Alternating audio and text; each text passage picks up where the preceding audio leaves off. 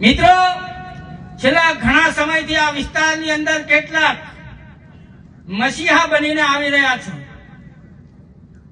અને એમ કે છે એ મસીહા છે નહીં, પણ અહીંના કેટલાક લોકો એને મસીહા બનાવે છે. મારે વધારે વાતમાં નથી જવું, પણ એ મિત્રો જે લોકો એને આ વાતનું સંબોધન કરે છે એમને એક વાત યાદ કરાવવા માંગુ છું કે આ વિસ્તારની અંદર આ દેશને આઝાદ થયે લગભગ 78 વર્ષ થવા જઈ રહ્યા છે.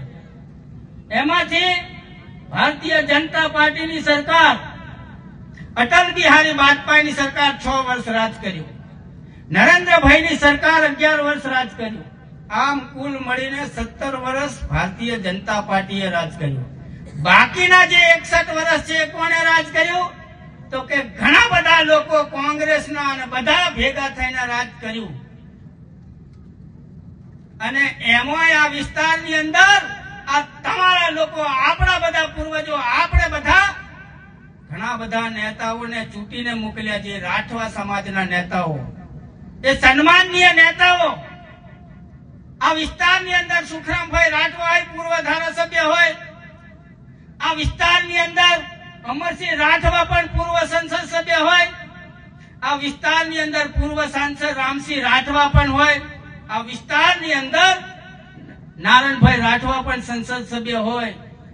આ વિસ્તારની અંદર મોહનસિંહ રાઠવા પણ સંસદ ધારાસભ્ય રહ્યા. આ વિસ્તારની અંદર ગીતાબેન રાઠવા પણ સંસદ સભ્ય તરીકે રહ્યા. પણ આ બધા લોકોને કેમ મસીહા કહેતા નથી? જેને જયંતિભાઈ રાઠવાએ એક વાત કીધી કે જેના કહેવાથી આ વિસ્તારની અંદર કોકરો પણ મુકાય નહીં, 1 રૂપિયો પણ ગ્રાન્ટ નહીં અપાય, એવા લોકોને આ લોકો ચડાવીને મસીહા બનાવવાના પ્રયત્નો કરી રહ્યા છે. મેં અમને એ વાત કહેવા માંગુ છું આ મંચ ઉપરથી કે તમારા સમાજને શું સૂંઘી લગાવ્યું છે? તમારા સમાજને તમારી સાથે ઓળખ નથી અને મોટી મોટી સમાજની વાતો કરે છે કે અમે આ રાઠવા સમાજને, આપ સમાજ. તો ખરેખર આ લોકો, જે લોકો આપણા વિસ્તારનું આગેવાન કરીને આ સમાજને સારા માર્ગે લાવવાનું કામ કર્યું છે, એમને તમે મસીહા ગણો.